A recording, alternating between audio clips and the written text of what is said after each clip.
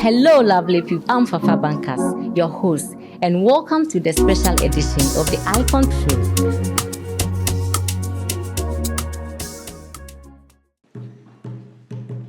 Born in Peki Avitile on September 13, 1899, to Mr. Stephen Ameya and Madam Sarah Akuram Ama, Dr. Ephraim Amo was raised in a Christian household. His father was once a traditional drummer who later converted to Christianity.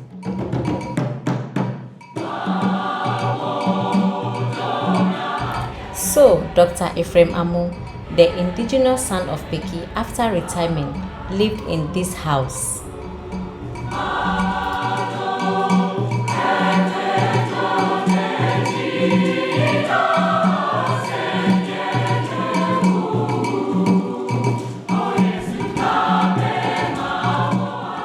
Dr. Ephraim Amo, after his service to the nation, lived here with his lovely wife and family.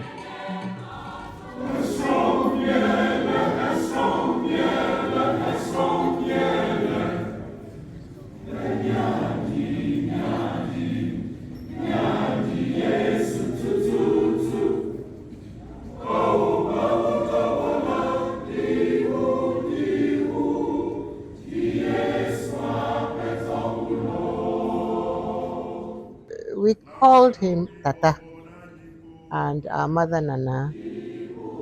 Tata, as we grew up to know him, was a very religious person,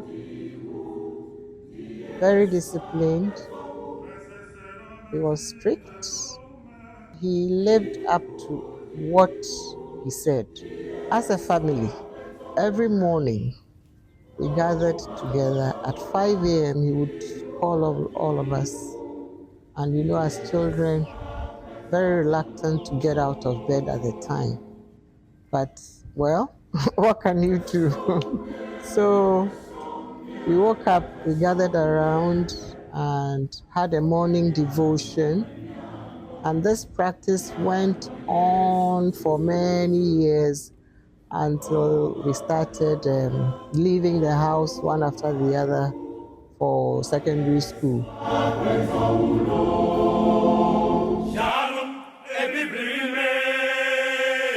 He loved sightseeing.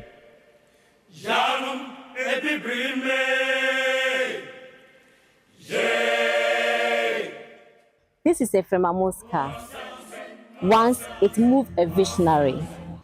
I believe it deserved more than rust. It deserved restoration. Like his legacy, it should be preserved as a symbol of pride. I have the pleasure of introducing the legacy projects of the Ephraim Amo Foundation.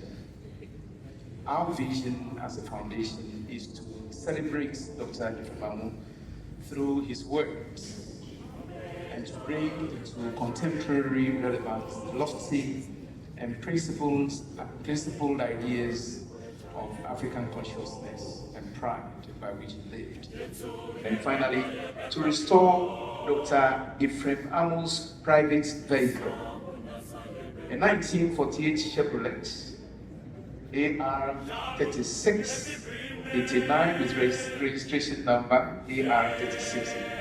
I think it's being projected so you can see it on the screen. It was brought to Peki around 1970-71 when Tata finally retired from active service, including being used as an ambulance, a hearse, and several others. It was a people's car. AR 3689 ceased to be in operation from 1991 and has been dormant since then.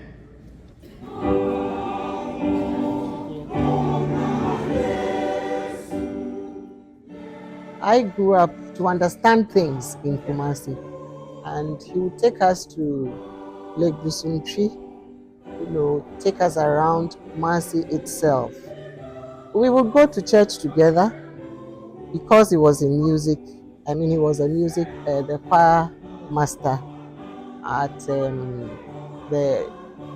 in those days it was Kumasi College of Technology, now Kwame Nkrumah University of Science and Technology. He was a choir master, so Yeah. my mother was in the choir. My elder sister, when she grew up, also joined the Oh choir. wow. So everywhere he had set up a choir. My mother was definitely part of it, you know. When I also got into Legon, I joined the Legon Hall Choir because he was there. Okay.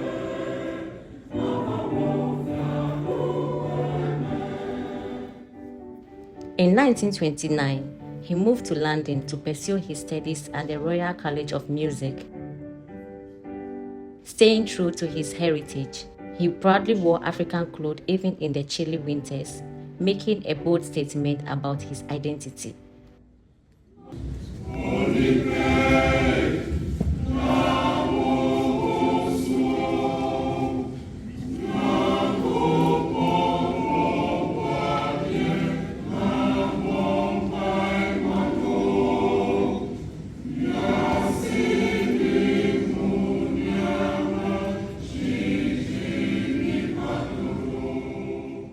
As a composer, he purchased his piano in London during the World War II and shipped it to Ghana. Usually, when he finished writing a song, I think we would be the guinea pigs. He would teach us the Interesting. song exactly. Okay. And then he set up a choir at home as well. And that is why I think that is why I picked up a lot of his songs from, you Okay. know.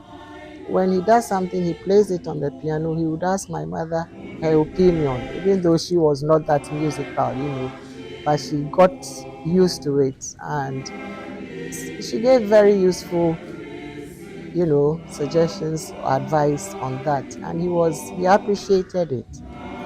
Amu started his education in May 1906, and by the age 12, he was enrolled at the Peki Blengo EP Boarding Middle School. Then he said he was the youngest in the class at the time, even at that age. And then when he was in senior school, he learned to play the harmonium, right? And one of his teachers, the inspiration was from one of his teachers. Teacher Ntem was his music teacher, first music teacher, and he taught him to play the harmonium. And then when Reverend Alote Papo, I think, he was a Methodist Reverend minister who was posted to Peki in those days, also a very musical person. So he started to teach him basic harmony and so on.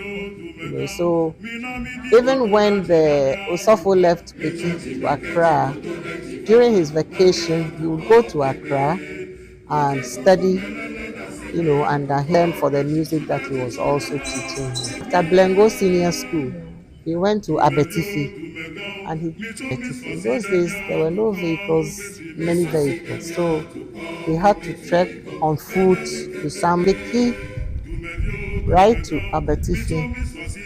My father was very persistent. He learned the language and, you know, so he went through and completed the seminary there at Abetifi. On January 1st, 1920, he returned to Peki Blengo EP Middle School to teach. There, he motivated his students not only to sing, but to read music, using a 5-octave Henry Haley folding organ. And then he was transferred to Akropong. So while at Akropong, he actually studied the language and the tradition, the culture of Akropong. So he learned the songs from elderly women and the language as well from elderly people. And then, because of his interest in music, he also learned to play the drums. And he was taught by two sons of the chief at the time. I think it was a Kufu or so, but two of the sons taught him to play the drums and you know, all the everything about the drums, the drumming, the language, what it meant when it was played, and so on.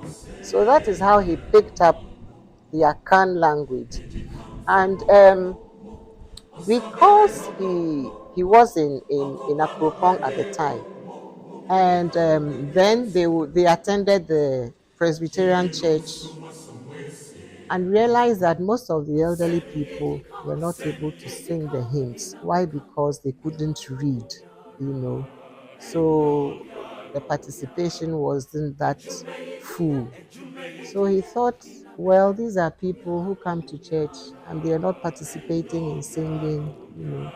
So he thought he could write some Akan simple songs that they could also participate in. So that is how come he started writing his songs. And because he was in Akan area, definitely he started composing a lot of his songs in Twi. Many people think all his compositions are in Twi. But he has equally the same number of, quite a number of other compositions as well.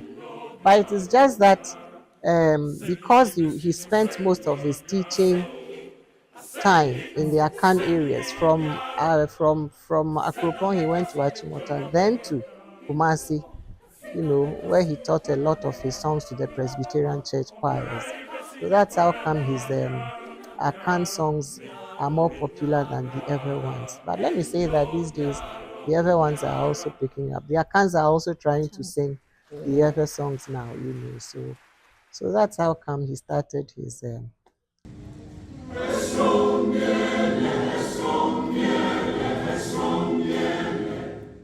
Throughout his life, he composed over 200 songs in Ewe, Twi, Ga, and English. Some of his best-known works include Yeara Assassin, originally written in Ewe language, Amewo Jipeniba, Fedi Wo, Mawo Dona Yesu, Alegbegbe.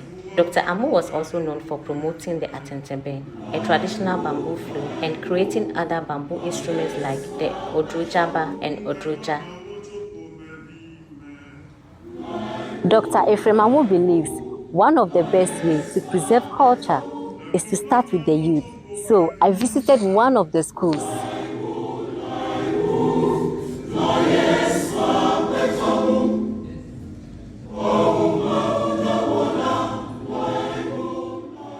Hello. Hi. How are you doing? We are fine. My name is Fafa Bankas. Today I'm in your school to have a fun game with you. How many of you know of Ephraim Amu? You know about his song? Yes. What do you know about the song? Can you sing it for me? Who can sing it for me? Okay, I guess all of you can sing a bit. So let's just have this fun game. I'll join. I don't have a good voice, but let's go. Mi so so fa la so so do mi re fa mi. Bébé mi akọsi dodo gbọ́ mi ló pitọ́ títí. Anyegba onyonyo, anyegba ogbegbe, aleke mi leko. Wow. Some of them try their best, right? This is how culture lives, one chorus at a time.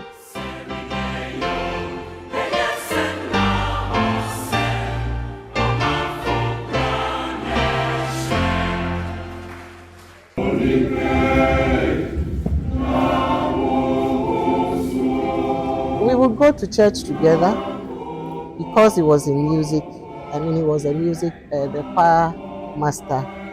In those days, it was Kumasi College of Technology, now Kwame Nkrumah University of Science and Technology. He was the choir master, so my mother was in the choir. My elder sister, when she grew up, also joined the choir. Oh, wow. So everywhere he had set up a choir. My mother was definitely part of it, When I also got into Legon, I joined the Legon Hall Choir because he was there.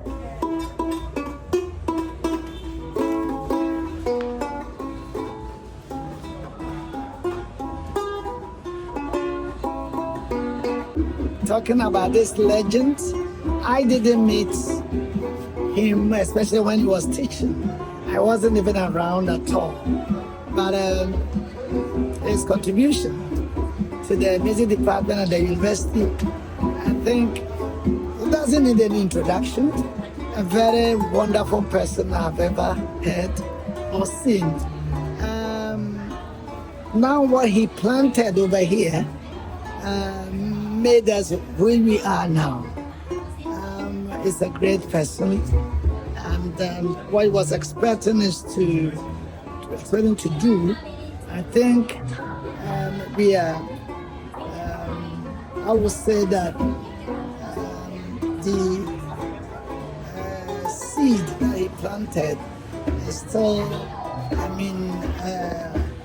going on. A lot of people are benefiting from the legacy what he has left. Looking at our instruments, we have almost about 19 and it's all dying out. But we just took the tabeng and the way he presented it. I think it has become more international and everybody knows it.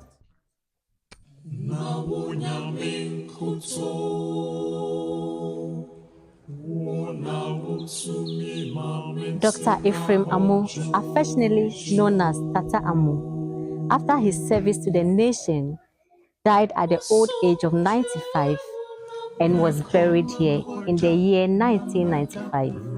Later on, his lovely wife, Mrs. Beatrice Amu, after her demise, was also put to rest beside him.